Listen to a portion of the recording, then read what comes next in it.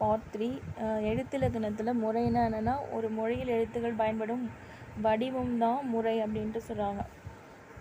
குறில் நெடில் எழுத்துக்கள் ஒலிக்கின்ற கால அளவு பற்றியது. வல்லினம், மெல்லினம், இடையினம் இதெல்லாம் எழுத்தினுடைய பிறப்பிடத்தால் ஒலிப்பில் தோன்றும் வன்மை, இன்மை, அதாவது வல்லினம், மெல்லினம், இடையினம். அடுத்து சுட்டு வினா அப்படிங்கும்போது மொழியிடையே வருகின்ற இடைச்சொல்லாகி பொருள் உணர்த்தும் எழுத்துக்கள். தனி நிலையில் இப்போ பொருள் உணர்த்த கிடையாது, இடையில பொருள் உணர்த்தும் அப்படின்ட்டு சொல்கிறாங்க. மயங்கும் எழுத்துக்கள், மயங்கா எழுத்துக்கள் என்பவை நாவால் ஒலிக்க முடியும். அதாவது மயங்குள் எழுத்துக்கள் எழுத்துக்களையும் ஒலிக்க முடியாத எழுத்துக்களையும் குறிப்பன. ஒளி வடிவத்திற்கு வரி வடிவம் குறிப்பது எழுத்து அப்படின்ட்டு சொல்கிறாங்க. ஸோ எழுத்துனா முதல் எழுத்து, சார்பெழுத்து, முதல் எழுத்துனா இயங்குகிறது. ஸோ உயிரெழுத்துக்கள், மெய்யெழுத்துக்கள், பிற எழுத்துக்கள் தோன்றுவதற்கும் இயங்குவதற்கும் முதற் காரணமாகவே இருக்குது. ஸோ அதனால் இது முதல் எழுத்துக்கள். ஸோ இதெல்லாம் அவங்க தெரியும். 12 எழுத்துக்களும் உயிரெழுத்து. தமிழ் மொழிக்கு உயிர் போன்ற எழுத்துக்கள். இது 18 மெய்னா தமிழ் மொழிக்கு மெய் போன்ற, அதாவது உடல் போன்ற, அது உயிர்னா இது உடல். ஸோ இது என்ன சொல்கிறாங்க, மெய்யெழுத்து. 12 உயிரெழுத்துக்கள், 18 இதெல்லாம் சேர்ந்து 30 முதல் எழுத்துக்கள் அப்படின்னு சொல்கிறாங்க. ஸோ உயிரெழுத்துக்களின் வகைகள் 12.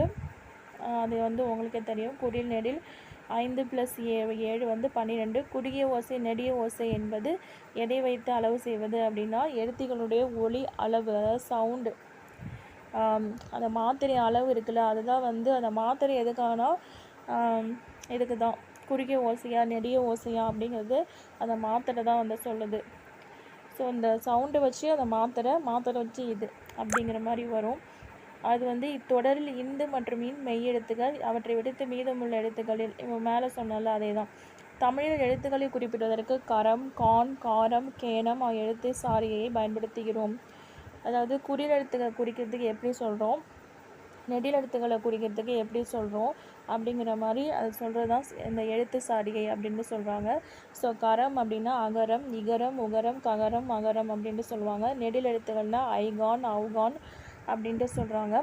குறில் நெடில் எழுத்துக்களை குறிக்க காரம், அதாவது மகாரம், ஏகாரம், ஐகாரம், அவுகாரம். ஆயுத எழுத்தை குறிக்க கேனம் அப்படின்ட்டு சொல்கிறாங்க. இதெல்லாம் உங்களுக்கே தெரியும். குறில் எழுத்துக்கள் கோடிட்டு காட்டுக இதெல்லாம் கேட்க மாட்டாங்க. ஸோ அது முன்னாடியே நான் இதை சொல்லிட்டேன். அடுத்து செங்கலை கொண்டு வீடு கட்டுவர் இதில் எதில் வரும் அப்படிங்கிற மாதிரி டிக் பண்ணணும். உலக பொதுமறை திருக்குறள். ஸோ அவ்வளோதான். அடுத்து உயிர்நெடில் 6 எழுத்துக்கள் ஓரெழுத்து ஒருமொழியாக பொருள் தருகின்றன. நெடில் எழுத்துக்களை 6 எழுத்து ஓரெழுத்து ஒரு மொழியாக சொல்கிறாங்க. அது என்னன்னா ஆ, இ, உ, ஏ, ஐ, ஓ அப்படின்ட்டு சொல்கிறாங்க. ஆனானது பசு, ஈனா கொடுக்கிறது, ஊனாங்கிறது ஊன் அப்படிங்கிற மாதிரி வருமா. ஸோ இறைச்சி. ஏனா அம்பு, அது ஏகலவன், ஏகலை அதெல்லாம் சொல்கிறாங்களா. ஸோ அம்பு கலையில் சிறந்தவங்களாம் இந்த மாதிரி ஏன் தான் ஆரம்பிக்கும். அப்போ ஐ தலைவன், ஐயா அப்படின்ற நம்ம யாரை கூப்பிடுவோம், மிகப்பெரிய தலைவர்களை கூப்பிடுவோம். ஸோ அப்போ தலைவன் அப்படின்னு அமைச்சிக்கோங்க.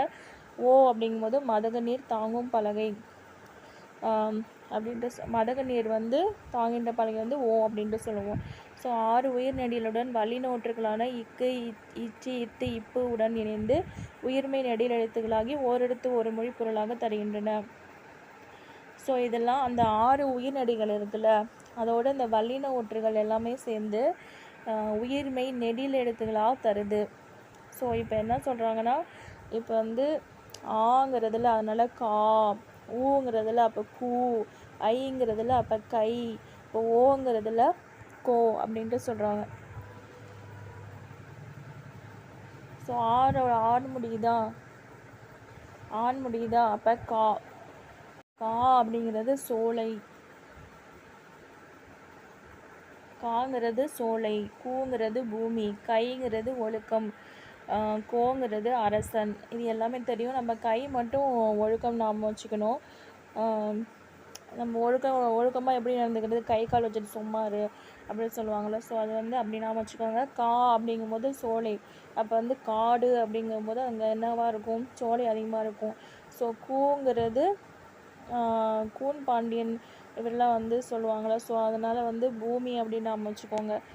கூர்மாவதாரம் அப்படின்ட்டு சொல்லுவாங்கள்ல, பூமியில் அவதரிச்சவங்கள, அதாவது விஷ்ணு பகவானை. ஸோ அப்போ வந்து பூமி அப்படின்ட்டு நாம வச்சுக்கோங்க. அடுத்து வந்து சாவரிசை வந்து நெடில், அதே சவுண்டோட முடியுது பாருங்கள். அதாவது அந்த 6 நெடில் எழுத்துக்களில் அது வந்து இதோடு சேர்ந்து இது வந்து பொருள் தருது. சானா இறந்து போகிறது, சீனா வந்து இகழ்ச்சி, சேனா வந்து உயர்வு, சோனா வந்து மதில் அப்படின்ட்டு சொல்கிறாங்க.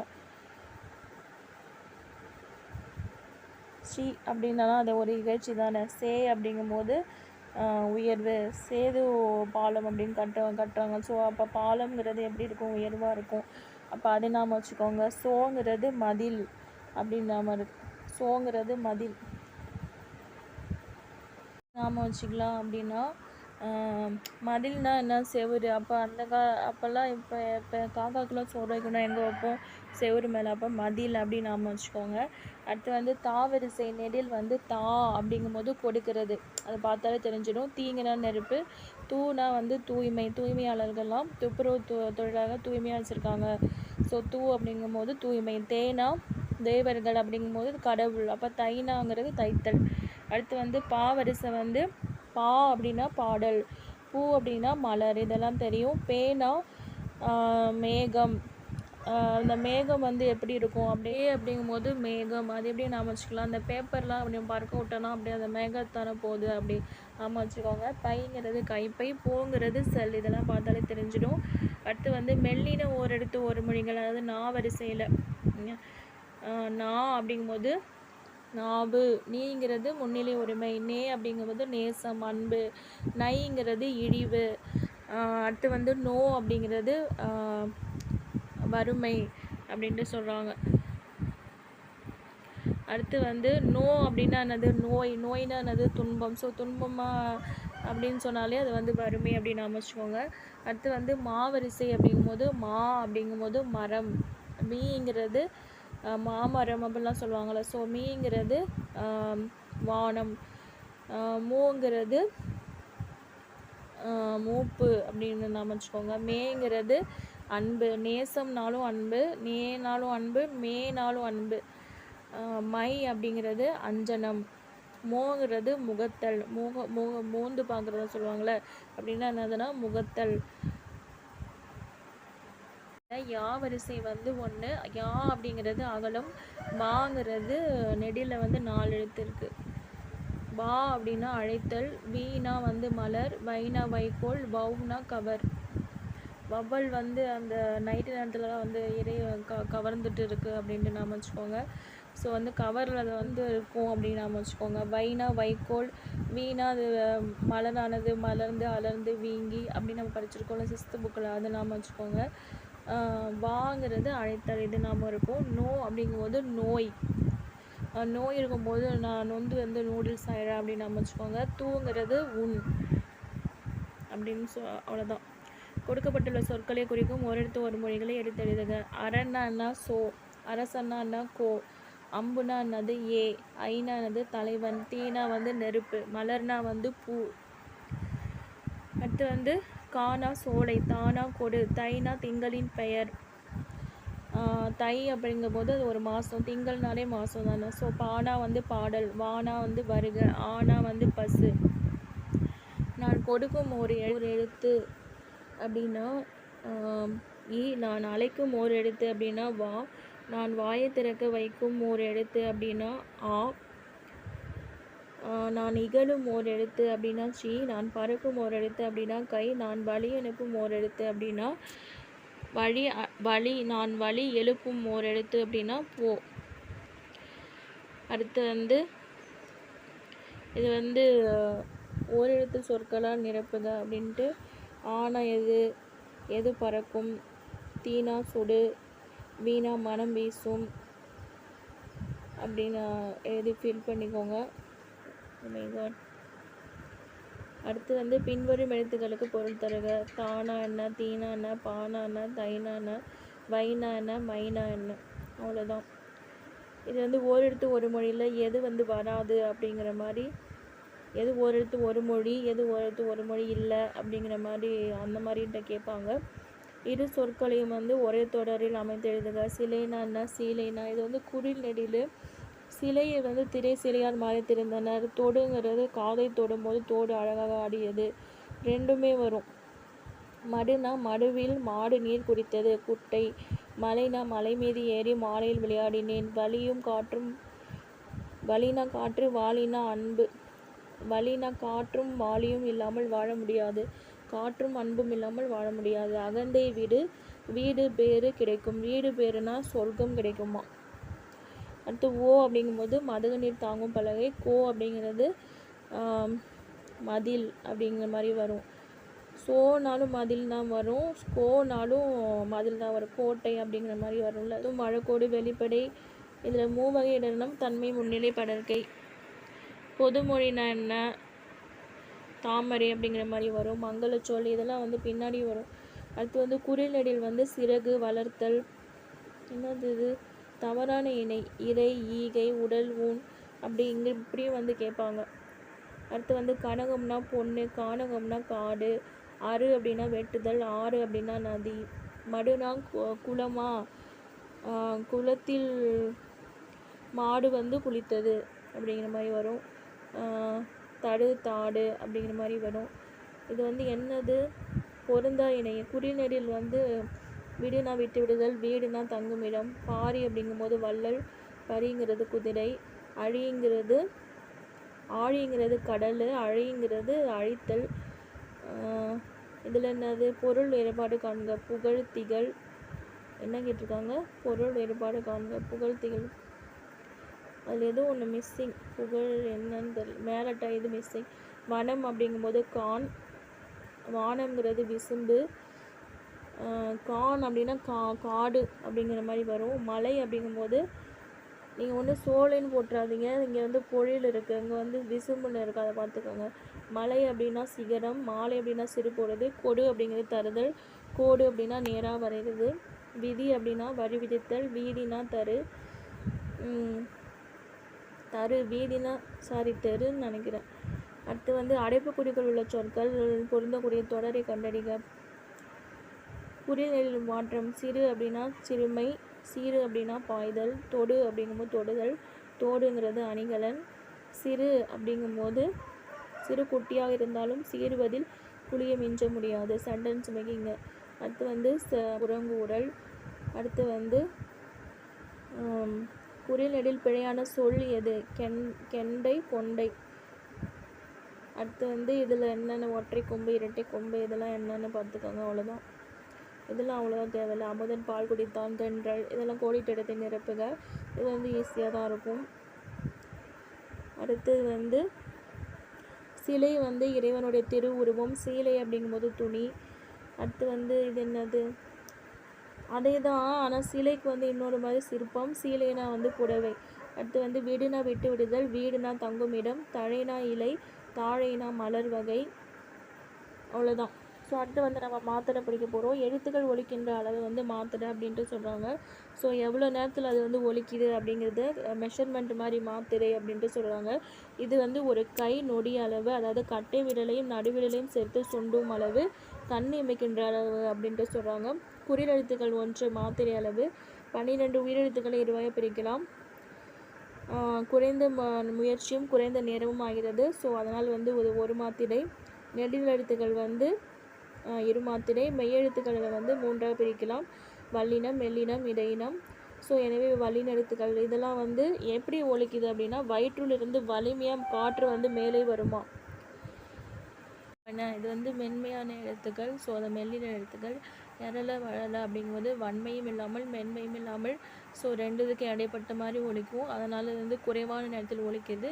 ஸோ இதோட ஒலிப்பு நேரம் வந்து அரை மாத்திரை அப்படின்னு சொல்கிறாங்க.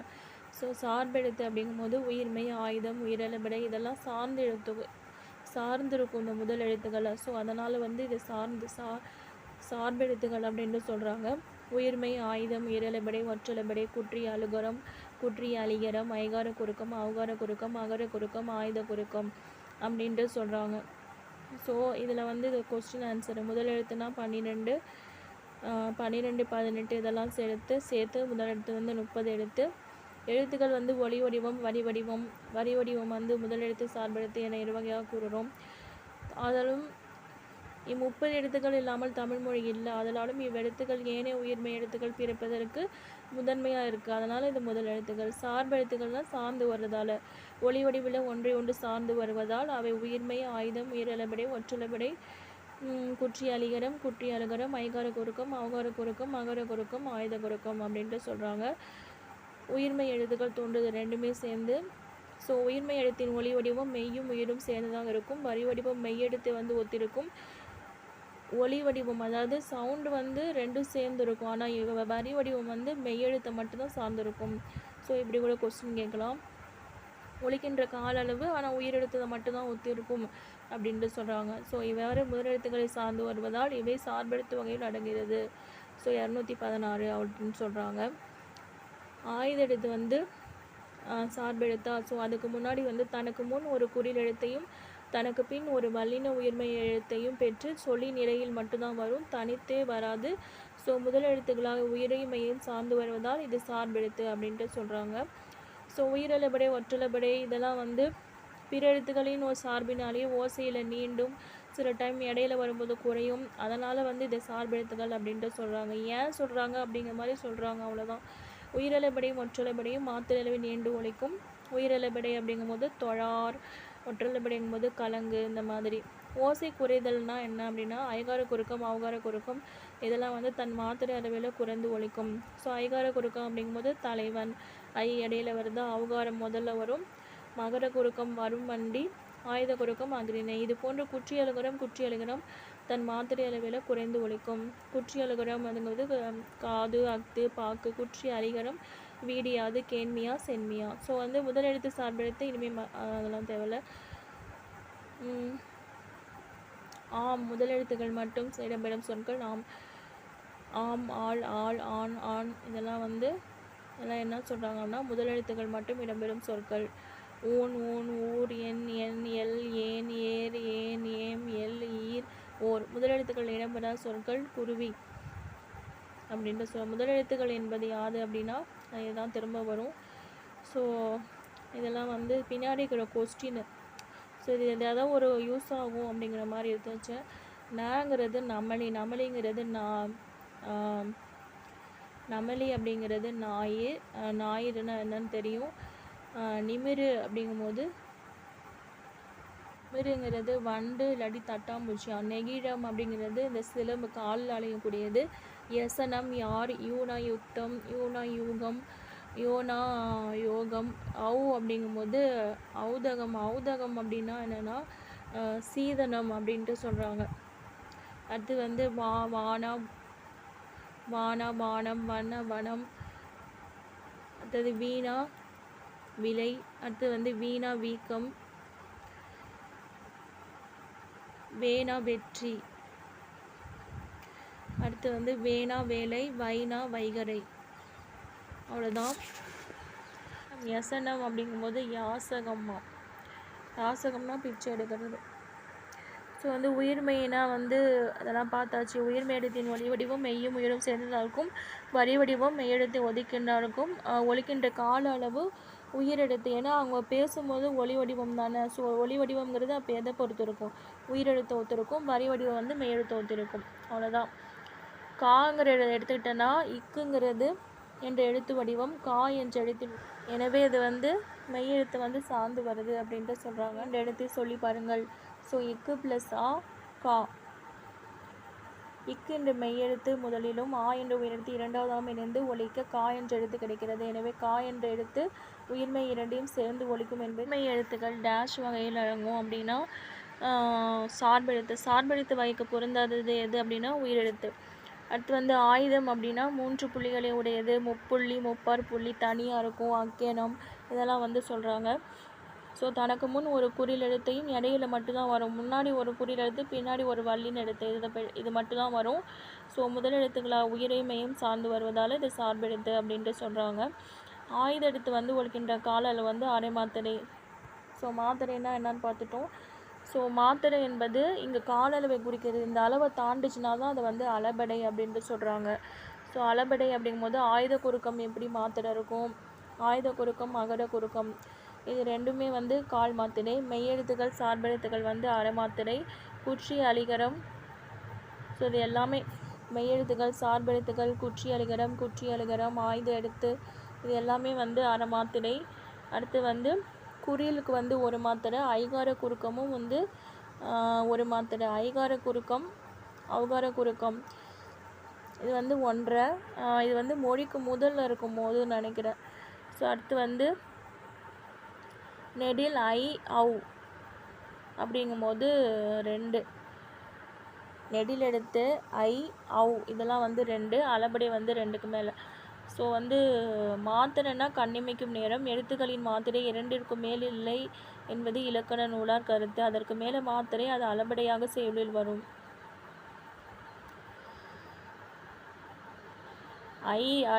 ஐங்கிறது 50. சொல்லுக்கு முதலில் வந்து 1.5 மாத்திரையாக உள்ளது. இடையில வந்து ஒரு மாத்திரையாக இருக்கும். ஈற்றில் வந்து ஒரு மாத்திரையாக, அதாவது ஃபஸ்ட்டு வரும்போது மட்டும் 1.5 மாத்திரைங்க. ஐகார குறுக்கம் இங்கே பாருங்கள் இருக்குது. ஐகார குறுக்கம் வந்து முதல்ல வரும்போது 1.5 மாத்திரை, இடையில வரும்போது தான் ஒரு மாத்திரை அப்படின்ட்டு சொல்கிறாங்க. ஓகேவா? அவ்வளோதான்.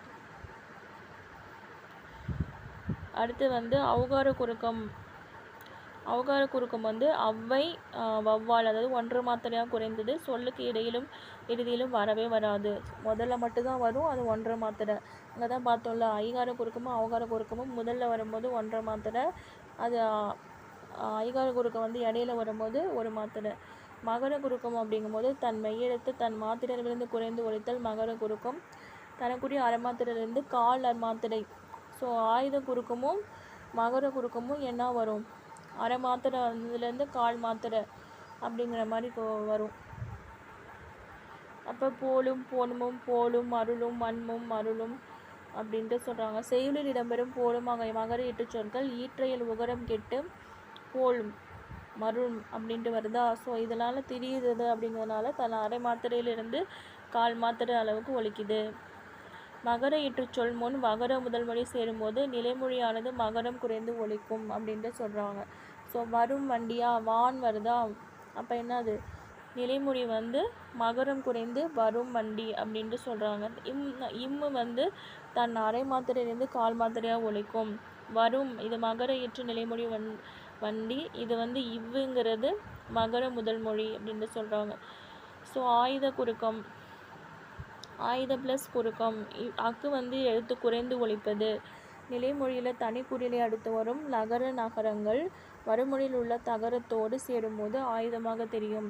இவ்வாறு தெரிந்த ஆயுதம் தன் அரை மாத்திரை அளவிலிருந்து குறைந்து கால் மாத்திரை அளவு ஒலிக்கும். ஸோ வறுமொழியில் உள்ள தகரத்து சேரும்போது ஆயுதம் வந்து இவ்வாறு திறந்த அதே தான் சொல்லியிருக்காங்க. ஸோ ஆயுத குறுக்கம்னா என்னென்னா கல் ப்ளஸ் தீது நகரம் வந்து தகரத்தோடு சேரும்போது ரகரமாகவும் தகரமாகவும் மாறி புணரும் அப்படின்ட்டு சொல்கிறாங்க. ஸோ குறையுதா, அதனால் வந்து இது வந்து ஆயுத குறுக்கம்.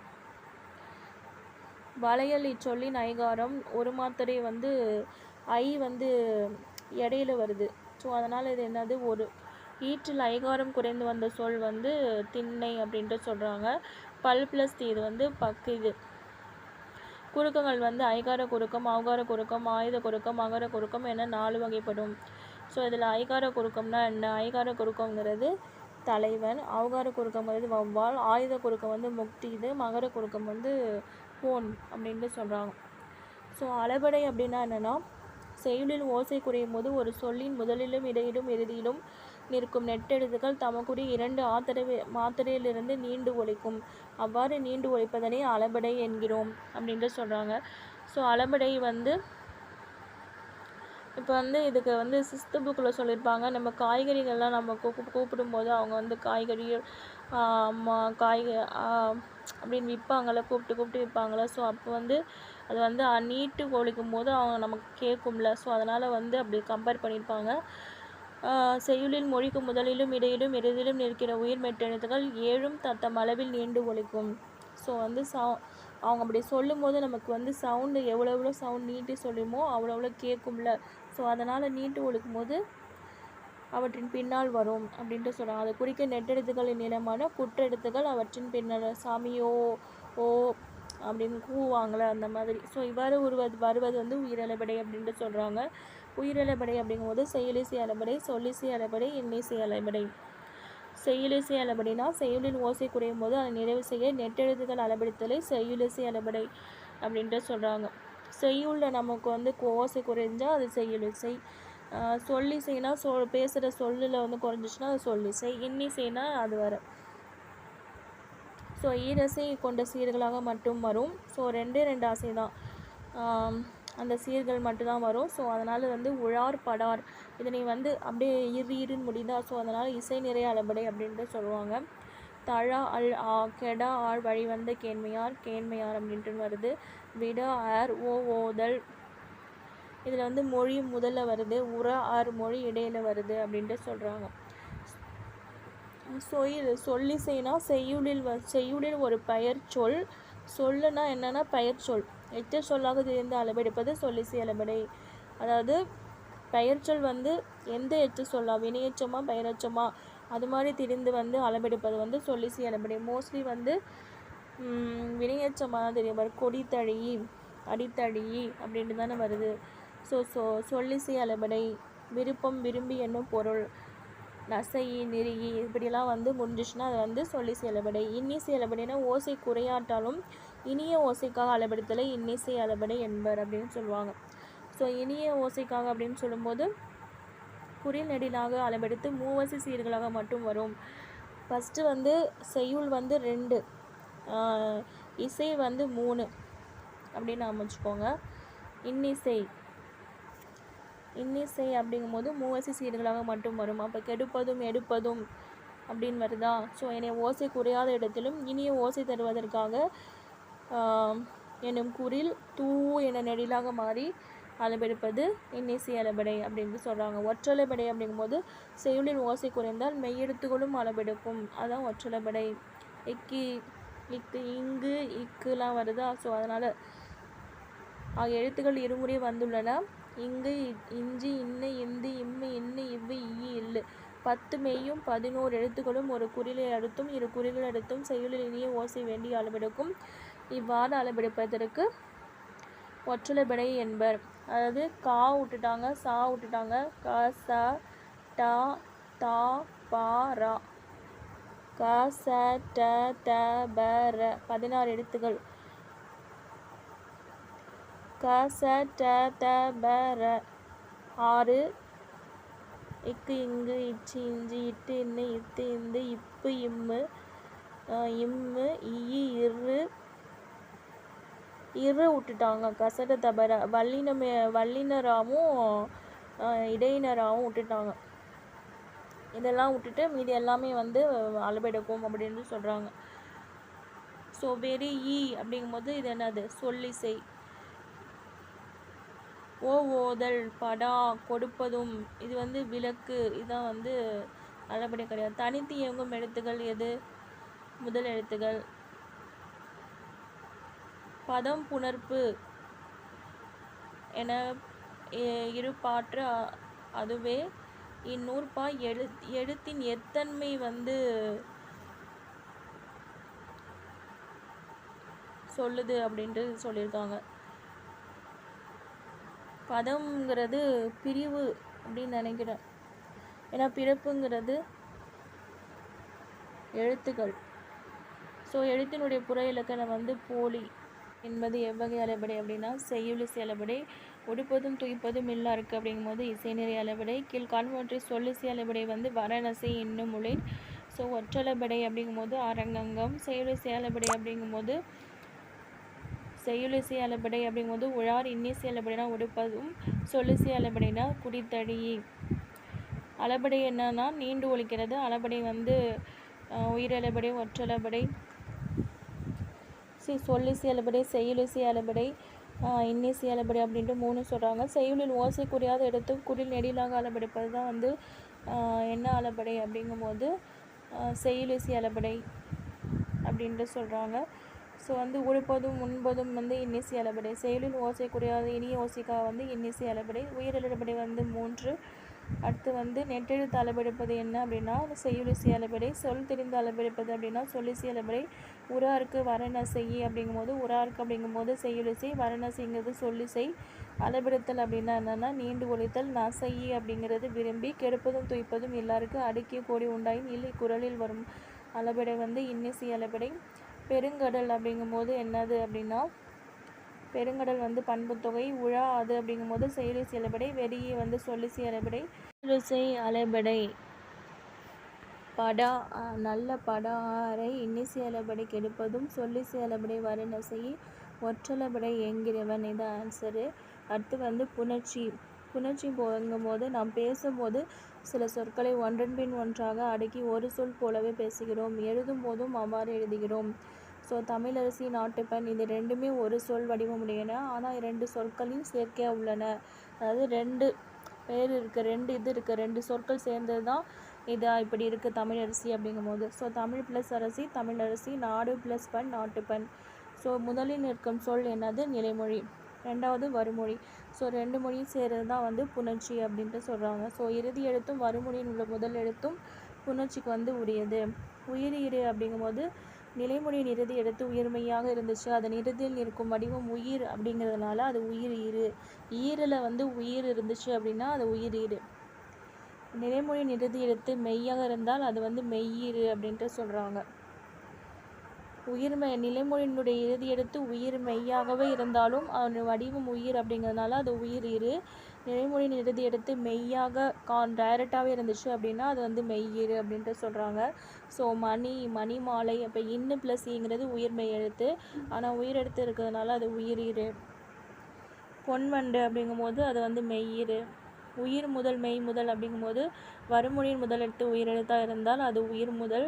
வருமொழியின் முதல் எழுத்து உயிர்மெய்யாக இருந்தாலும் அதன் முதலில் நிற்கும் வடிவம் மெய் என்பதால் அது வந்து மெய் முதல் எனப்படும். இந்த வருமொழி முதல் எழுத்துல மெய் முதல்னா முதல்ல வந்து இந்துன்னு இருக்குது, அதனால் அது வந்து மெய் முதல். அங்கே வந்து உயிர் ஈறு அப்படின்னு ஏன் பார்த்தோம் அப்படின்னா இப்போ வந்து இப்போ தீ அப்படி இருக்குன்னா தீ இத்து ப்ளஸ் ஈ அப்படின்னு முடியுதா. ஸோ அதனால் இது இறுதி எழுத்து வந்து ஈறு வந்து உயிரெழுத்தாக முடியுது, அதனால் உயிர் ஈறுனாங்க. அப்போ பின்னாடி நிலைமொழியில் கடைசியாக வர்றது ஈறும்பாங்க. இது முதல்ல வந்து மெய் அப்படி முதல் அப்படின்னு சொல்லுவாங்க, அவ்வளோதான். ஸோ வந்து புணர்ச்சி சொற்களின் இடைமொழி இறுதி எழுத்தாகவும் மறுமொழி முதல் எழுத்தாகவும் எழுத்துக்கள் சந்திக்கும் விதம் வந்து 4 வகையாக பிரிக்கலாம் அப்படின்ட்டு இது வந்து பிரிச்சிருக்காங்க. ஸோ அதே தான் வரும். ஸோ பெயர் ப்ளஸ் பெயர் அப்படிங்கும்போது இது என்னது? கனியா? கனி சாறு. பெயர் ப்ளஸ் வினை அப்படிங்கும்போது தமிழ் பணி. வினை ப்ளஸ் வினை நடந்து செல். படிங்கும்போது படித்த நூல் அப்படின்ற மாதிரி வரும். புணர்ச்சி என்பது எழுத்துக்களின் சந்திப்பாகவும் சொற்களின் சந்திப்பாகவும் அமைகிறது. ஸோ வந்து புணர்ச்சி அப்படின்ட்டு சொல்கிறாங்க. புணர்ச்சி வந்து நான் ஆல்ரெடி நடத்திட்டேன், அது லிங்க் வேணால் நான் கீழே கொடுக்குறேன், அதை வந்து பார்த்துக்கோங்க. ஸோ இது வந்து இன்ட்ரடக்ஷன் மாதிரி நான் கொடுத்துட்டேன். ஸோ இதில் வந்து என்னென்னா இந்த எக்ஸாம்பிள் மட்டும் பார்த்துடலாம். உயிர்மணி, உயிர் முன் உயிர் அப்படிங்கும்போது என்னது வருது? ஸோ மணி அடி. மணிங்கும்போது உயிர் முன்னாடி என்ன இருக்குது? உயிர் இருக்குது, அதனால் இது வந்து உயிர் முன் உயிர் அப்படின்ட்டு சொல்கிறாங்க. உயிர் முன் மெய் அப்படிங்கும்போது இது இன்னு ப்ளஸ் ஈயா. ஸோ அந்த ஈக்கு முன்னாடி என்ன இருக்குது? கா இருக்குது. அப்போ காங்கும்போது இக்கு ப்ளஸ் ஆ அப்படின்ட்டு இருக்கு. அப்போ இது முதல்ல என்ன இருக்குது? மெய் இருக்குது. ஸோ அதனால் உயிர் முன் மெய் அப்படின்ட்டு சொல்கிறாங்க. அடுத்தது வந்து மெய் முன் உயிர் அப்படிங்கும்போது இந்த மெய்க்கு முன்னாடி டைரெக்டாக உயிர் இருக்குது. ஸோ அதனால் மெய் முன் உயிர் அப்படின்ட்டு சொல்கிறாங்க. மெய் முன் மெய் அப்படிங்கும்போது இது வந்து மரக்கிளையா. ஸோ மெய் முன்னாடி என்ன இருக்குது? இந்த பக்கம் மெய் டைரெக்டாக முன்னாடி வந்து நிற்கிறது மெய், அதனால் இது மெய் முன் மெய் அப்படின்ட்டு சொல்கிறாங்க, அவ்வளோதான். ஸோ முதல் தொடரில் இயல்பு புணர்ச்சியும் இரண்டாவது தொடரில் விகார புணர்ச்சியும் இடம்பெற்றுள்ளன. எந்தவித மாற்றம் ஏற்படவில்லை என்றால் அது இயல்பு புணர்ச்சி அப்படின்ட்டு சொல்கிறாங்க. ஸோ இந்த இயல்பு புணர்ச்சி, விகார புணர்ச்சி, திரிதல் புணர்ச்சி அப்படின்ட்டு சொல்கிறாங்களே. ஸோ பொன் ப்ளஸ் வளையல் பொன் வளையல், மலர் ப்ளஸ் மாலை மலர் மாலை, பனை ப்ளஸ் மரம் பனை மரம். ஸோ முதல் எழுத்து அதே தான், உயிரீறு மெய்யீறு அப்படிங்கிற மாதிரி வரும். ஸோ இதை நான் நடத்திட்டா அவை தோன்றல் தெரிதல் கெடுதல். ஸோ தோன்றல் அப்படிங்கும்போது நான் நடுவில் வந்து ஒன்று தோன்றுதா. தெரிதல் அப்படிங்கும்போது அந்த இல்லு வந்து என்னவா மாறுது அப்படிங்கிற மாதிரி. கெடுதல் அப்படிங்கும்போது அது டைரெக்டாக காணும், அந்த லெட்டர்ஸே காணும், அந்த மாதிரிங்கிறது கெடுதல். அப்போ புறநானூறு அப்படிங்கிற மாதிரி வரும். ஸோ இது வந்து வறுமொழி முதல் எழுத்து என்னவா இருக்குது அப்படிங்கிற மாதிரி அதே தான் வருது. ஸோ பலாசொலை வந்து பலாச்சொலை அப்படிங்கும்போது தோன்றலாம். அதனால் படம் வந்து படக்காட்சி. ஸோ ஈறுகெட்டு மெய் வந்து தோன்றியது அப்படின்ட்டு சொல்கிறாங்க. ஸோ பொன் சிலை வந்து பொற்சிலை தெரிதல். அப்போ நிலைமொழி ஈறு வந்து தெரிந்தது. இன்னும் வந்து இற்றா மாறிச்சு அப்படின்ட்டு சொல்கிறாங்க. மாப்பழம் வந்து மாம்பழம். ஸோ இது மாதிரி வந்து நான் வந்து ஆல்ரெடி நடத்திட்டேன். ஸோ அதை வந்து பார்த்துக்கோங்க. ஆல்ரெடி நடத்தினதில் நான் லிங்க் வந்து 2 வீடியோஸ் எடுத்திருக்கேன். அதை வந்து கீழே டிஸ்கிரிப்ஷனில் போடுறேன். கமெண்ட் பாக்ஸில் வந்து ஆட் பண்ணுறேன், அதை பார்த்துக்கோங்க. இது வந்து எழுத்து வகை வந்து இயல் அப்படிங்கும்போது இது என்னவா இருக்குது அப்படிங்கும்போது உயிர் எழுத்தா. ஸோ இது வந்து உயிர் எழுத்து. அதுக்கு முன்னாடி வந்து மெய் இருக்குது. அப்போ இது என்னது? உயிர் முதல் மெய்யீறு அப்படின்ட்டு சொல்கிறாங்க. அதே மாதிரி உயிரெழுத்து வந்து ஆண் இருக்குது. அப்போ உயிர் முதல் உயிரீறு. ஏன்னா இன்னு ப்ளஸ் ஈன் இருக்குது. ஸோ கடைசியாக என்ன இருக்குது? உயிரீறு அப்படிங்கிற மாதிரி வருதா. ஸோ அடுத்தது வந்து புதிது அப்படிங்கும்போது இப்பு ப்ளஸ் ஊ. அப்போ வந்து இது என்னது? கண்டிப்பாக வந்து இது வந்து மெய்யாக தான் இருக்கும். மெய்யனா முதல் எழுத வந்து வரும். அப்போ மெய் முதல் உயிரீறு. ஏன்னா இத்து ப்ளஸ் ஊ அப்படிங்கிற மாதிரி வரும். ஸோ அதனால் உயிரீறு. மரம் அப்படிங்கிறது மெய் முதல் மெய்யீறு. அவ்வளோதான் அது ஆன்சரு. ஸோ புணர்ச்சிகளை வந்து முதலீட்டு சொல் வகையால் பொறுத்துக. ஸோ இதுக்கு ஆன்சர் வந்து உயிரீறு உயிர் முதல், உயிரீறு மெய் முதல், மெய்யீறு உயிர் முதல், மெய்யீறு மெய் முதல். அவ்வளோதான் அதுக்கு ஆன்சர். பொருத்தமான உடம்படும் மெய்யுடன் இணைக்க அப்படிங்கிற மாதிரி இது வந்து புணர்ச்சிகள்லாம் விதி வந்து படிச்சிட்டிங்கன்னா இது வந்து ஃபில் பண்ணி பார்த்துக்கோங்க. அதுக்கப்புறம் வந்து இயல்பு புணர்ச்சி தோன்றல், தெரிதல், கெடுதல் இது எல்லாமே இயல்பு புணர்ச்சி அப்படிங்கும்போது வாழை ப்ளஸ் குலை. தோன்றல் வந்து வாழை ப்ளஸ் இயல்பு புணர்ச்சி வந்து தமிழ் மண் அப்படிங்கிற மாதிரி வரும். தோன்றல் அப்படிங்கும்போது வாழைக்குலை. தெரிதல் அப்படிங்கும்போது பொன்குடன் வரும். கெடுதல்ங்கும் போது பாடவேலை அப்படிங்கிற மாதிரி வரும். வாழை ப்ளஸ் தோட்டம் அப்படிங்கிறது விகார புணர்ச்சி. நிலைமொழியும் மறுமொழியும் எவ்வித மாற்றம் இல்லாமல் புணர்வது வந்து இயல்பு புணர்ச்சி. விகார புணர்ச்சி வந்து 3 வகைப்படும். கட்டுச்சோறு அப்படிங்கும்போது தோன்றல். கண் ப்ளஸ் மலர் வந்து இயல்பு. வளம்ங்கிறது கெடுதல். முள் வந்து தெரிதல் விகாரம். அதே தான். அடுத்து வந்து மரவேர் அப்படிங்கும்போது கெடுதல் விகாரம். கன்றா அப்படிங்கிற மாதிரி வரும். இயல்பு புணர்ச்சி அப்படிங்கும்போது மரம் ப்ளஸ் வேல் வந்து கெடுதலாம். ஸோ வந்து தோன்றல் அப்படிங்கும்போது வாழைப்பழம். தெரிதல் அப்படிங்கும்போது கற்கோட்டை. இயல்பு புணர்ச்சி வந்து பொன் வளையல். அவ்வளோதான் ஆன்சர். ஸோ இதே மாதிரி வந்து இது வந்து பார்த்துக்கோங்க. இதில் வந்து வன்தொட கூற்றியலுகரம்னா என்னென்னா நாக்கு வகுப்பு. மென்தொட கூற்றியலுகரம் அப்படிங்கும்போது எஃகு. பொருந்தா சொல்லு அப்படிங்கிற மாதிரி கேட்டிருக்காங்க. அடுத்து வந்து இதெல்லாம் வந்து பொருந்தாத சொற்கள் என்ன அப்படிங்கிற மாதிரி இதில் வந்து கேட்டிருக்காங்க. ஸோ அதை மாதிரி வந்து கேட்பாங்க. பாக்கு, பஞ்சு, பாட்டு. இது வந்து பஞ்சு வந்து இது மென்தொடர் குற்றியலுகரம். பசியின்றினா பசி ப்ளஸ் இன்றி. படிப்பறினா படிப்பு ப்ளஸ் அறிவு. காடு ப்ளஸ்னால் காட்டாறு. ஸோ முற்றியலுகரம்னா என்னென்னா இது என்னென்னா இது எப்படி வந்து ஆயுத சொல்லின் முதலிலோ இறுதியிலோ வராது. ஆயுதம். குற்றியலுகரமும் குற்றி அலிகரமும் இந்த காலத்தின் சொல்லின் முதலில் வராது. குற்றியலுகரத்தின் 6 வகைகளும் சொல்லின் இறுதியில் வருகின்றன. ஸோ உயிர் ப்ளஸ் உயிர் அப்படிங்கும்போது ஐ ப்ளஸ் ஆ அப்படிங்கிற மாதிரி நான் தான் முன்னாடி சொன்னேன்ல. ஸோ அதே தான் இது. அடுத்து வந்து குற்றியலுகரம் இதெல்லாம் எக்ஸாம்பிள் வந்து சொல்லியிருக்காங்க. பூப்பெயர் புணர்ச்சினா பூப்பெயர் முன் இன மென்மையும் தோன்றும் அப்படிங்கிற மாதிரி வரும். உடல் மேல் உயிர் வந்து ஒன்றுவது இயல்பே. முற்றியலுகர புணர்ச்சி அப்படிங்கும்போது தான் ஏறிய மெய்யை வந்து நிறுத்தி உகரமானது மறையும். பின் நிலைமொழி உறுதியில் உள்ள மெய்யானது வறுமொழி முதலெழுத்தை உயிரெழுத்துடன் புணரும். ஸோ வரவரைந்தான் முற்றும் மற்ற ஒரே வழி. ஊவானது மறைந்து உடல் மேல் உயிர் வந்து ஒன்றுவது இயல்பே அப்படிங்கிற மாதிரி வரும். ஸோ இது வந்து கம்ப்ளீட்டாக வந்து நான் ஃபுல்லாக அது வந்து எப்படி இருந்தால் என்னென்ன மாதிரி வரும் அப்படிங்கிற மாதிரி ஃபஸ்ட்டு இந்த டிஸ்கிரிப்ஷனில் வந்து நான் ஆட் பண்ணுறேன். அவ்வளோதான். இது வந்து சென்னை கிறிஸ்துவ கல்லூரியில் தமிழாசிரியர் பணிக்கு நேர்காணலுக்கு சென்றார். அந்த கல்லூரியின் பேராசிரியர் பரிதிமாற் கலைஞர் குற்றிய லுகரத்திற்கு எடுத்துக்காட்டு சொல்லுங்கள் என்று கேட்டார். அவர் அஃது எனக்கு தெரியாது என்று பதிலளித்தார். நீங்கள் தேர்வு செய்யப்பட்டு விட்டீர்கள் என்று பரிதிமாற் கலைஞர். தெரியாது என்று சொன்னவரை எப்படி தேர்வு செய்யலாம் என்று பிறர் கேட்டபோது அஃது என்பது அஃது தெரியாதா, ஸோ அஃதுங்கிறது ஆயத்தொடர், எனக்குங்கிறது வன்தொடர், தெரியாது அப்படிங்கிறது உயர்தொடர். ஸோ அதனால் வந்து அப்படி சொல்லியிருப்பாங்க. இந்நிகழ்வில் பரிதிமாற் கலைஞரையே வியக்க வைத்தவர் யார் அப்படின்னா மறைமலை அடிகள் அப்படின்ட்டு சொல்கிறாங்க.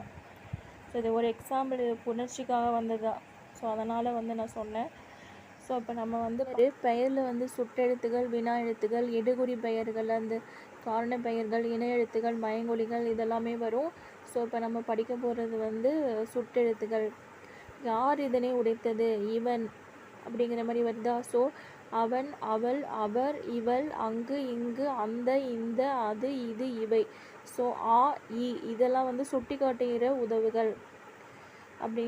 உதவும் அப்படின்னு சொல்கிறாங்க. பழங்காலத்தில்ங்கிறது ஊங்கிறது சுட்டெடுத்து. உதுகான் அப்படின்னா என்னென்னா சற்று தொலைவில் பார். உப்பக்கம், பக்கம் அப்படின்னா முதுகு பக்கம். உம்பர்னா மேலே. அப்போ ஆ, இ, உ அப்படின்னு வந்து சுட்டெழுத்துக்கள். ஊ வந்து சுட்டாக வந்து பயன்படுத்துவதில்லை. எப்படி நாம வச்சுக்கலாம் அப்படின்னா ஆ, இ, உ. அம்மா இங்கே வா, உன்னோட சுட்டி குழந்தை என்ன பண்ணுதுன்னு பாரு அப்படின்ட்டு நாம வச்சுக்கோங்க. அடுத்து வந்து அகச்சுட்டு. அம்மா இங்கே வா அப்படிங்கும்போது ஆங்கிறது ஆ, இங்கேங்கிறது இ, உன்னோட அப்படிங்கும்போது ஊ, சுட்டுங்கிறது சுட்டி குழந்தை அப்படிங்கிற மாதிரி நாம வச்சுக்கோங்க. ஸோ அகச்சுட்டு அப்படின்னா இவன், அவன், இது, அது இச்சொற்களில் உள்ள சுட்டெழுத்துக்களை நீக்கினால் பிற எழுத்துக்கள் வந்து பொருள் தருவதில்லை. ஸோ இவ்வாறு சுட்டு எழுத்துக்கள் சொல்லின் உள்ளேயே இருந்து சுட்டு பொருளை தருவது அகச்சுட்டு. அதாவது இந்த சுட்டு எழுத்துக்கள் நீக்கிட்டிங்கன்னா வச்சுக்கோங்களேன். இப்போ வண்ணுன்னு வருதா, ஸோ வண்ணுனால அது என்ன அர்த்தம் நமக்கு தெரியாது.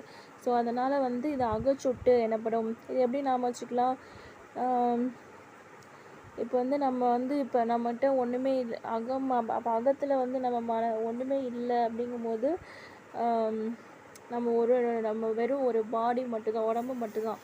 ஸோ அப்படிங்கிற மாதிரி நாம் வச்சுக்கோங்க. புற சுட்டு அப்படிங்கும்போது சுட்டு எழுத்துக்களை நீக்கினாலும் பிற எழுத்துக்கள் வந்து பொருள் தரும். அப்போ அவ்வானம், இம்மலை, இந்நூல், ஸோ இதெல்லாம் வெளியே இருந்து சுட்டு பொருளை தருவதா. ஸோ அதனால் வந்து புறச்சுட்டு எனப்படும் அப்படின்னு சொல்கிறாங்க. தொடர் அப்படிங்கும்போது அண்மை சுட்டு அப்படிங்கும்போது இவன், இவர், இது, இவை, இம்மரம், இவ்வீடு நம்ம அருகில் உள்ளவற்றை சுட்டுகிறது.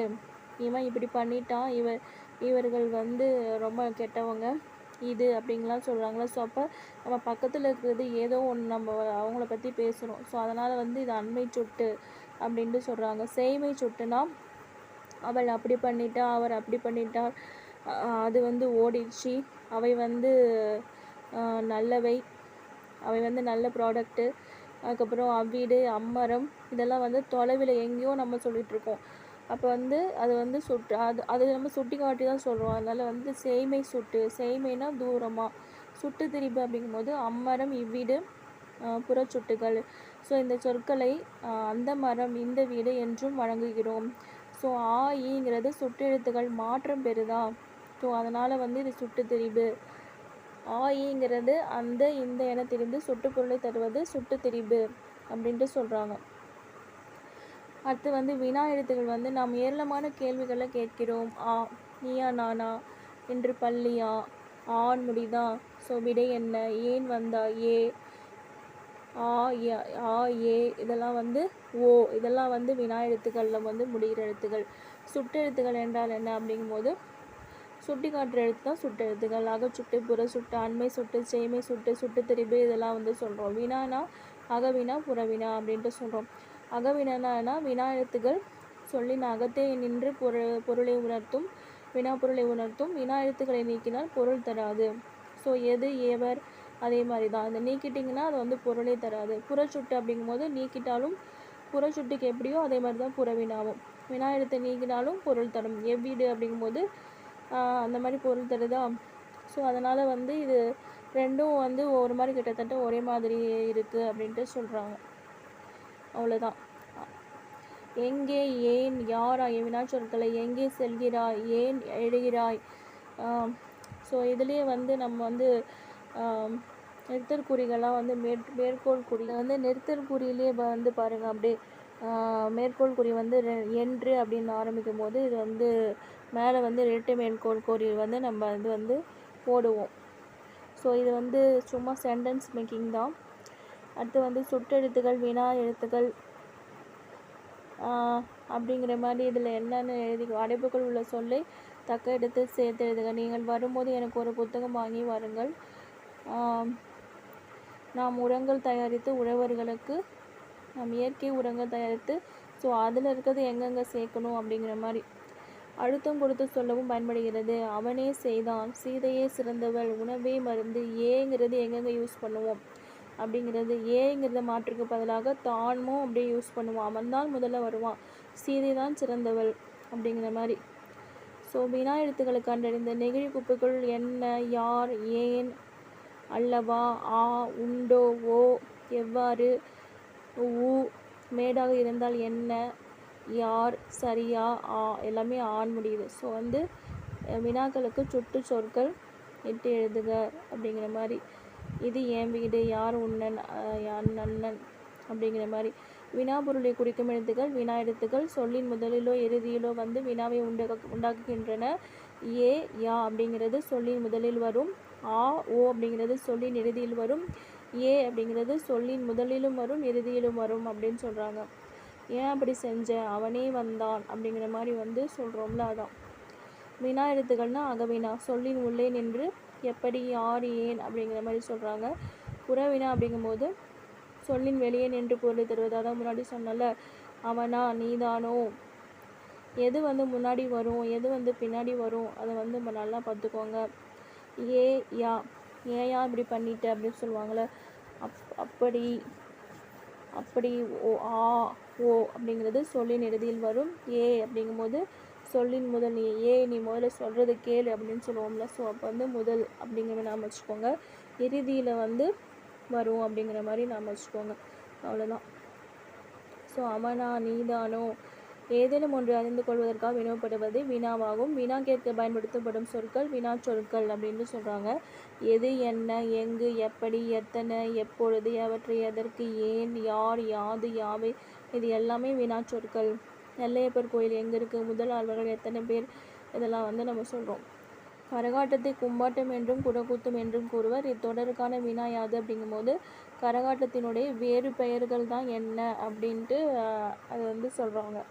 ஏன்னா அது வேறு பெயர்கள், ஏன்னா ரெண்டுமே நடுவில் வந்து என்ன சொல்கிறாங்களோ அதுதான் வந்து கொஸ்டினாக வருது. ஸோ வினா எழுத்துக்களை தேர்ந்தெடு. யா, இது வந்து ப்ரீவியஸ் இயர் கொஸ்டின். யா, யா, ஆ அப்படிங்கிற மாதிரி வரும்.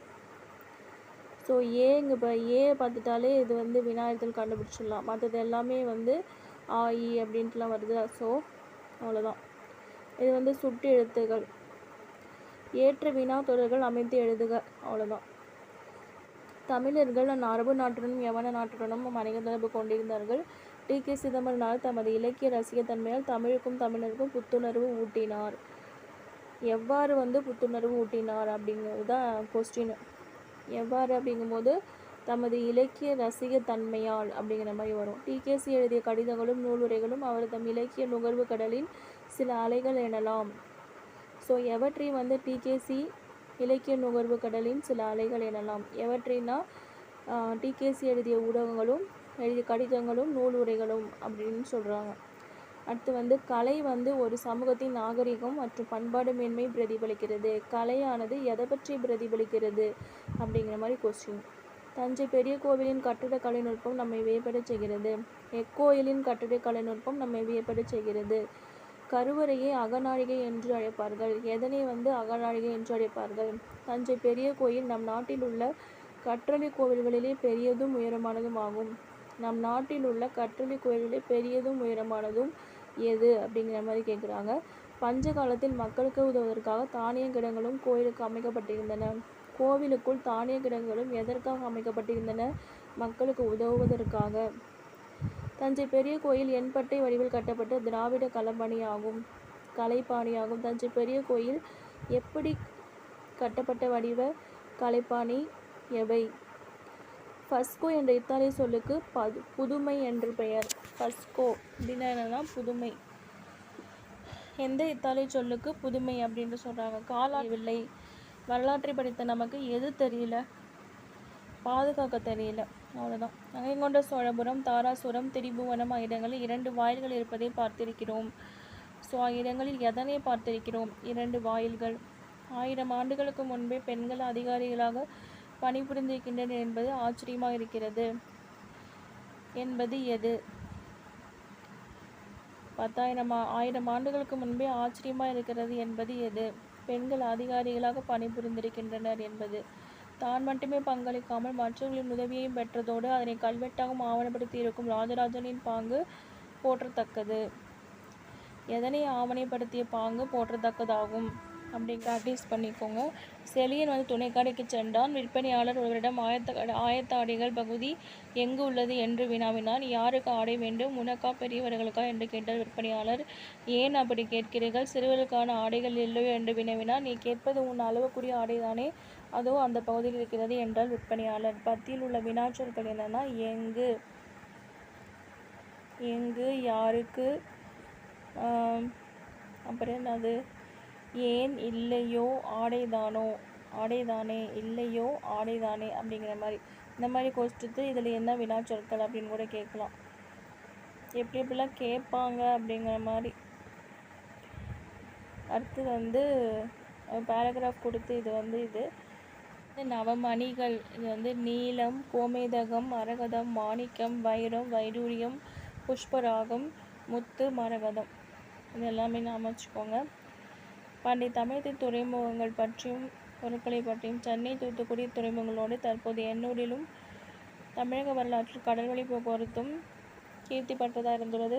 கொர்க்கை, பழைய காயல், தொண்டி, காவிரி, பூம்பட்டினம், முசிறி, உவரி இதெல்லாமே வணிக தலங்களாக அமைந்திருக்கு. 2000 ஆண்டுகளுக்கு முன்பே வணிக தொடர்பு கொண்டிருந்தது. கொர்க்கை முகத்தின் சிறப்பை அர்த்த சாஸ்திரம் கூறுகிறது. டாக்டர் கால்டுவெல்லும் பழைய காயல், கொர்க்கை பெருமைகளை பாராட்டியுள்ளார். மார்க்கோ போலோவும் தன்னுடைய குறிப்பில் இந்த நகர அமைப்புகள் தன்னை கவர்ந்ததாக கூறியுள்ளார். உலக அழகி கிளியோபட்ரா கொர்க்கை முத்தை அணிந்ததாக பிலினி குறிப்பிட்டுள்ளார். கொர்க்கை புகார் போன்ற துறைமுகங்களில் அரேபிய குதிரைகள் ஓடுகின்ற சத்தம், பொருட்களை வாங்கும் பொழுது ரோமானியர்கள் கொடுக்கும் பொற்காசுகளின் சலசலப்பு, உயர்தமிழ் செம்மொழிக்கு ஒப்ப அரபி ரோமானியரின் மொழி பேச்சுகள், இரவு நேரங்களில் வெளிநாட்டு நாந்தர்களின் மந்தகாச ஒளி, வெளிநாட்டினரின் நடமாட்டத்தை தூங்கா நகரங்களாக இருந்தன. மத நல்லிணக்கமும் பேணப்பட்டது. இந்த துறைமுகங்கள் பண்டைய காலத்தில் கடல் கொள்ளையர் அணுக முடியாத வகையில் பாதுகாப்பு அடைந்துள்ளது. கொர்க்கை முத்து மற்றும் சேர நாட்டிலிருந்து வந்த மிளகு, ஏலம், கிராம்பு, லவங்கம், இஞ்சி, மெல்லிய துணிகள், அரிசி, வைரம், யானை தந்தம், பழங்கள் போன்ற பொருட்களை யவனர்கள், உரோமையர்கள், எகிப்தியர்கள், கிரேக்கர்கள் தங்களுடைய பொற்காசுகளை கொடுத்து தமிழ் மண்ணிலிருந்து கடல் வழியாக எடுத்து சென்றதற்கு சான்றுகள் உள்ளன அப்படின்ட்டு சொல்கிறாங்க. ஸோ உழவு தொழில் இதெல்லாம் கொடுத்துட்டு பொருந்தா சொல் மாதிரி கேட்பாங்க. கலப்பை, அறுவை இயந்திரம், விதைகள், பூச்சிக்கொல்லி மருந்துகள், இயற்கை உரங்கள். நெசவு தொழில் அப்படின்னா ஓடை நூல், பாவு நூல், கரக்கோல், மிதிக்கட்டை, கத்தி, கயிறு. பாவு கரம்னா கையால் தைக்கிறோம், மிதிச்சுட்டு இது பண்ணுறோமா, கத்தி இதெல்லாம் யூஸ் பண்ணுவோமா அப்படின்னு அமைச்சுக்கோங்க. தச்சு தொழில்னா உளி, அறம், மரப்பலகைகள், ஒட்டுப்பலகைகள், சுத்தி. உணவு தொழில்னா பாத்திரம், பெரிய பாத்திரம் இதெல்லாமே. அடுத்து தொடரியலுக்கு வளஞ்சேர்க்கும் விகுதிகள். தொல்காப்பியர் காலத்திற்கு பின்னர் காலந்தோறும் மொழியில் ஏற்பட்ட மாற்றங்கள் தொடர்களிலும் இடம்பெற தொடங்கின. எடுத்துக்காட்டாக சங்கம் அறிவிய காலத்தில் ஆளர், காரர் ஆகிய ஆக்கப்பெயர் விகுதிகள் சேர்ந்து புதிய சொற்கள் உருவாகின.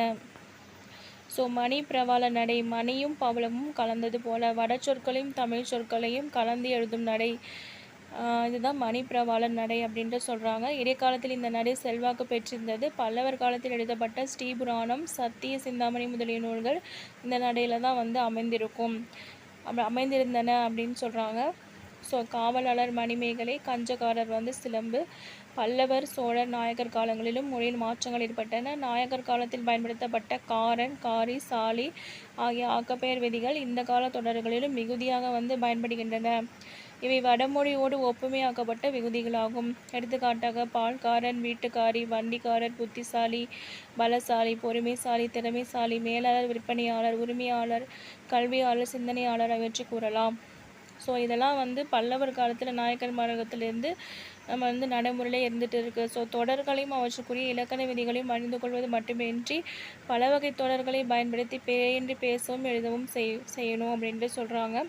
ஸோ நமது முன்னோர்கள் சில பொருள்களுக்கு காரணம் கருதியும் சில பொருள்களுக்கு காரணம் இன்றியும் வந்து பெயர் வைத்தனர். காலப்போக்கில் பொருளின் மாற்றத்தால் காரண பெயர்கள் வந்து இடுகுறி பெயர்களாக மாற்றமடைந்துள்ளன. ஸோ காரண பெயர்கள் வந்து நாற்காலி அப்படிங்கும்போது 4 கால் இல்லாத இருக்கைக்கும் நாற்காலி என்று பெயர் வைத்து அழைக்கிறோம் அப்படின்ட்டு சொல்கிறாங்க. ஆனால் இப்போ வந்து அப்படி சொல்கிறாங்களாம். காரணம் கருதி வைக்கப்பட்ட பெயர்கள் தற்பொழுது இடுகுறி பெயராக மாறியுள்ளன அப்படின்ட்டு சொல்கிறாங்க. காரணம் கருதி நம்ம வைக்கப்பட்ட பெயர்கள் எல்லாமே இப்போ இடுகுறியாக மாறிடுச்சு அப்படின்ட்டு சொல்கிறாங்க. ஸோ ஆக்க பெயர்கள்னால் என்னென்னா காரண பெயர் இடுகுறி பெயர் இதெல்லாம் வந்து நாம் உருவாக்கும் புதிய சொற்கள் தான் ஆக்கப்பெயர் அப்படின்னு சொல்கிறாங்க. காரண பெயராகவோ இடுகுறி பெயராகவோ அமைய நாம் உருவாக்கும் புதிய சொற்கள் ஆக்கப்பெயர் எனப்படும் அப்படின்ட்டு சொல்கிறாங்க. பெயர் அல்லது வினைச்சொற்களுடன் மிகுதிகளை சேர்த்து ஆக்கப்படும் பெயர் சொற்கள் ஆக்கப்பெயர்கள், அதாவது டெரிவேட்டிவ் நவுன் அப்படின்ட்டு சொல்கிறாங்க. இது ஒன்று பெயர் சொற்கள் வினைச்சொற்கள் இது ரெண்டுத்தையும் சேர்த்துக்கிட்டு தான் வரும் அப்படின்ட்டு சொல்கிறாங்க. ஆக்கப்பெயர் விகுதிகள் என்றால் என்ன? பெயர் சொற்களை ஆக்க பயன்படும் விகுதிகளே ஆக்கப்பெயர் விகுதிகள். ஆக்கப்பெயர்களை தனிச்சிறப்பு உடையவை விகுதிகள் தான் அப்படின்ட்டு சொல்கிறாங்க. ஸோ அந்த விகுதிகள்னால் என்ன? காரன், காரர், காரி, ஆள், ஆளர், ஆளி, தாரர், மானம், இயல், சாலி, தனம், துவம், ஐயம், ஆளன், மதி அப்படின்ட்டு சொல்கிறாங்க. ஸோ ஆக்கப்பெயர்கள் வந்து தமிழ் மொழியில் ஆக்கப்பெயர்கள் பேச்சு வழக்கில் தான் மிகுதியாக இருக்குது. பூக்காரி, ஸோ காரன், காரி இதெல்லாம் முடிஞ்சிச்சா? ஆளிங்கும் போது நெசவாளி, ஆளருங்கிறது நெசவாளர். அப்போ வந்து உழைப்பாளி, உழைப்பாளர், வண்டிக்காரன், சினிமாக்காரன், காரன், காரன் அப்படின்னு முடியுதா? ஸோ அறிவியல், திறமைசாலி, அறிவியல், திறமைசாலி, சாலின்னு வருதா? கோழைத்தனம் அப்படிங்கும்போது தனம், துவம்ங்கிறது சமத்துவம், இயம்ங்கிறது அடுத்து வந்து இயம் அப்படிங்கும்போது பெண்ணியம், பேச்சாளன் அப்படிங்கும்போது இது ஏற்றுமதி மதி அப்படிங்கிற மாதிரி வருதா? ஸோ இது எல்லாமே வந்து ஆக்கப்பெயர் சொற்கள் ஆகும் அப்படின்ட்டு சொல்கிறாங்க. ஆக்கப்பெயர் சொற்களை ஈற்றில் இருக்கும் மிகுதிகளை கொண்டு மூவகையாக பிரிக்கலாம். அவை பெயருடன் சேரும் மிகுதிகள், வினையுடனும் எச்சத்துடனும் சேரும் மிகுதிகள், பெயருடனும் வினையுடனும் சேரும் மிகுதிகள். ஸோ பெயருடன் சேருதுல்ல அது என்னது அப்படின்னு கேட்குறாங்க. ஸோ அது என்னதுன்னா வண்டிக்காரன், சமையல்காரர், வேலைக்காரி, பணியாள், ஆணையாளர், குற்றவாளி, விண்ணப்பதாரர் இதெல்லாம் வந்து பெயருடன் சேரும் விகுதிகள். காரன், காரி, காரர் ஆகிய ஆக்கப்பெயர் விகுதிகள் உடைமை, உரிமை, அதாவது இது எப்போ வரும் அப்படின்னா உடைமை, உரிமை, உறவு அல்லது தொடர்பு, தொழில் அல்லது ஆளுதல். ஸோ இது எல்லாம் 4 பொருள்களில் வரும் அப்படின்ட்டு சொல்கிறாங்க. தொழில் பெயர் விகுதிகளுடன் ஆளர் என்னும் ஆக்கப்பெயர் விகுதி சேர்ந்து சொற்கள் உருவாகின்றன. ஸோ தொழிற்பெயர் விகுதி இருக்குல்ல அதில் வந்து நெசவாளர், அப்போ அது தொழில் தானே. ஸோ அதனால் வந்து இதெல்லாம் தொழிலோடு சேர்ந்தும் இது வந்து சொற்கள் உருவாகுது அப்படின்ட்டு சொல்கிறாங்க. ஆளர், ஆளிங்கும்போது இருபார் பொது பெயர்களை உருவாக்க துணை நிற்கின்றன. ஸோ ஆளர் அப்படிங்கும்போது நெசவாளர், அப்போ வந்து யார் வேணால் இருக்கலாம். ஆளி அப்படிங்கும்போது குற்றவாளி, ஸோ யார் வேணால் இருக்கலாம். ஸோ இதெல்லாம் வந்து இருபார் பொது பெயர்கள் வந்து இதெல்லாம் வருது அப்படின்ட்டு சொல்கிறாங்க. ஸோ தொழிற்பெயர் விகுதி அப்படிங்கும்போது ஆட்சி, ஆட்சியாளர், அல்லுங்கிறது செயல், செயலாளர், தீங்கிறது செய்தி, செய்தியாளர், இறக்குமதியாளர், பார்வை, பார்வையாளர், தேர்வு, தேர்வாளர், அழைப்பு, அழைப்பாளர். ஸோ அடுத்து வந்து வினையுடனும் எச்சத்துடனும் சேரும் விகுதிகள். வினையடியுடன் மானம் அப்படிங்கிற விகுதி சேர்ந்து புதிய சொற்கள் உருவாகின்றன. அப்போ அடைமானம், கட்டுமானம், தேய்மானம் இதெல்லாம் வந்து சேருது. அடுத்தது வந்து பெயருடனும் வினையுடனும் சேரும் விகுதி என்னதுன்னா அகம். அகம்ங்கிறது பெயருடனும் வினையுடனும் சேரும் விகுதி. இடை என்னும் ஆக்கப்பெயர் விகுதி பெயருடனும் வினையுடனும் சேர்ந்து வரும். அச்சு ப்ளஸ் அகம் அப்படிங்கும்போது அச்சகமா. ஸோ வந்து பெயருடனும் என்னது வினையுடனும் சேர்ந்து வருது. அச்சுங்கிறது பெயருடன் வந்தது, அலுவல் அப்படிங்கிறது அலுவலுங்கிறது வினையுடன் வந்தது அப்படின்ட்டு சொல்கிறாங்க. அகம்ங்கிறது பெயருடனும் வினையுடனும் சேரும் விகுதிகள் அப்படின்ட்டு சொல்கிறாங்க. அடுத்து வந்து ஆக்கப்பெயர் விகுதிகளில் காரன், காரி, காரர் என்பன உடைமை, உரிமை, உறவு, தொழில் அப்படிங்கிற 4 விகுதிகளில் வரும். உடைமை அப்படிங்கும்போது வீட்டுக்காரன், வீட்டுக்காரி, வீட்டுக்காரர் அப்படிங்கிற மாதிரி வருதா. உரிமை அப்படிங்கும்போது தமிழ்நாட்டுக்காரன், தமிழ்நாட்டுக்காரி. உறவுங்கும்போது சொந்தக்காரன், சொந்தக்காரி, சொந்தக்காரர் அப்படிங்கிற மாதிரி வருதா. தொழில் வந்து தையல்காரன், தையல்காரி, தையல்காரர். ஸோ ஆக்கப்பெயர் விதிகளில் ஆள் என்பது கடைநிலை பணிபுரிவோரையும், ஆளர் என்பது உயர்நிலை பணிபுரிவோரையும், ஆளி என்பது பணிபுரிவோரில் இருபாலரையும் குறிக்கும் அப்படின்னு சொல்கிறாங்க. ஸோ ஆள் அப்படிங்கிறது உதவியாள், ஆளருங்கிறது உதவியாளர், அப்போ உயர்நிலை. காப்புங்கிறது காப்பாள், காப்பாளர். மேலுங்கிறது மேலாள், மேலாளர். நெசவு, நெசவாளி, முதலாளி, தொழிலாளி. ஸோ இது எல்லாமே இருபாலரையும் வந்து குறிக்கிறது. இதுக்கான ஆக்கப்பெயர் சொற்களில் காணப்படும் விதிகள் என்ன? அறிவியல் அப்படிங்கும்போது அறிவு ப்ளஸ் இயல். திறமைனா திறமை ப்ளஸ் ஆளி. கோழைனா கோழை ப்ளஸ் தனம். சமத்துவம் அப்படின்னா சமம் ப்ளஸ் துவம். பெண்ணியம்னா பொன் ப்ளஸ் இயம். பேச்சாளர்னா பேச்சு ப்ளஸ் ஆளன். ஏற்றுமதினா ஏற்று ப்ளஸ் மதி. குரங்காட்டினா குரங்கு ப்ளஸ் ஆட்டி. வண்டினா வண்டி ப்ளஸ் ஓட்டி. ஸோ இந்த மாதிரி தென்னி, ஆடி, தனம், மான் இந்த மாதிரி வருது. ஸோ அவ்வளோதான். அடுத்து வந்து இது வந்து பிழை சொற்களின் திருத்தம். அடையாற்று பாலத்தின் சுவற்றில் வருது. ஸோ அடையாற்று பாலத்தின் சுவரில் வரும். ஆக்கப்பெயர் விகுதி அல்லாத பெறாத சொல்லையை தேர்க. அப்போ வந்து ஆளின் வருது, ஆளர் வருது, உதவியாள். ஆசிரியர் வந்து வராது. உடைமை பொருளில் வந்த உடைமை அப்படிங்கும்போது வீட்டுக்காரன். உரிமை அப்படிங்கும்போது தமிழ்நாட்டுக்காரி வீட்டுக்கார். உரிமைங்கிறது இல்லை தமிழ்நாட்டுக்காரி தான் வரும். ஆன்சர் தப்பு. உறவு அப்படிங்கும்போது உறவுக்காரர். அடுத்து வந்து தொழிற்பொருளில் வந்த ஆக்கப்பெயர் வந்து தையல்காரன். புதிதாக ஆக்கப்படும் சொல்லுக்கு டேஸ் என பெயர் அப்படிங்கும்போது ஆக்கப்பெயர். கடைநிலை பணிபுரிவோரை குறிக்கும் ஆக்கப்பெயர் விகுதி வந்து ஆள்.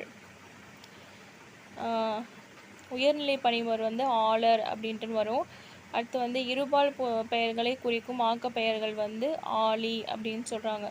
அடுத்து வந்து பெயர் சொற்களை ஆக்க பயன்படும் விகுதிகளை ஆக்கப்பெயர் அப்படின்னு சொல்கிறாங்க. ஆக்கப்பெயர்களில் தனி சிறப்புடையவை எது அப்படின்னா விகுதிகள்.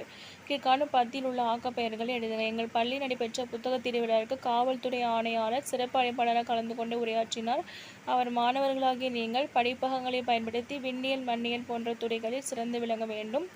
நல்ல பண்பாளர்களை கூட்டாளி ஆக்கி கொண்டு உதவியால் இல்லாமலே ஒரு நிறுவனத்தின் மேலாளராகவோ முதலியாளராகவோ ஆகலாம் என்று கூறி மாணவர்களை ஊக்கப்படுத்தினார். ஸோ இதில் என்னது? ஆணையாளர் அப்படிங்கும்போது ஆளர் வருதா, அப்போ மரியாதை. அழைப்பாளர், அப்புறம் என்னது? பண்பாளர், அதுக்கப்புறம் உதவியாள், அப்புறம் கூட்டாளி, அப்புறம் மேலாளர், முதலாளி. அவ்வளோதான். மேலாளர், முதலாளி, பண்பாளி. மண்ணியல், விண்ணியல் இதை வந்து விட்டாச்சு. விண்ணியல், மண்ணியல் இது ரெண்டும். அடைப்புக்குள் உள்ள ஆக்கப்பெயர் விதிகளை கொண்டு விடுகதைக்குரிய ஆக்கப்பெயர்கள். வேவு பார்த்திடுவான், ஓசையின்றி சென்றிடுவான். அப்போ வந்து இது என்னது? உளவாளி. அறிவை தேடி போகும் இடம், உலகம் அறிய உதவிடம். அகமானது நூலகம். வந்தால் மகிழ்ச்சி இது, உழைத்தால் கிடைக்கும் இது. வானம் வருமானம். வேஷம் போட்டவன் வேடதாரி பட்டம் வாங்கியவன். தாடி பட்டதாரி. அளந்து கொட்டிடுவான், அகம் மகிழ தந்திடுவான், அவன்தான் கொடையாள். அவ்வளோதான். அடுத்து வந்து இடுகுறி பெயரும் காரண பெயரும். இது வந்து நாளைக்கு பார்க்கலாம். ஸோ தேங்க்யூ ஃபார் வாட்சிங். சப்ஸ்கிரைப் பண்ண மறந்துடாதீங்க. லைக் பண்ணுங்கள், ஷேர் பண்ணுங்கள், சப்ஸ்கிரைப் பண்ணுங்கள்.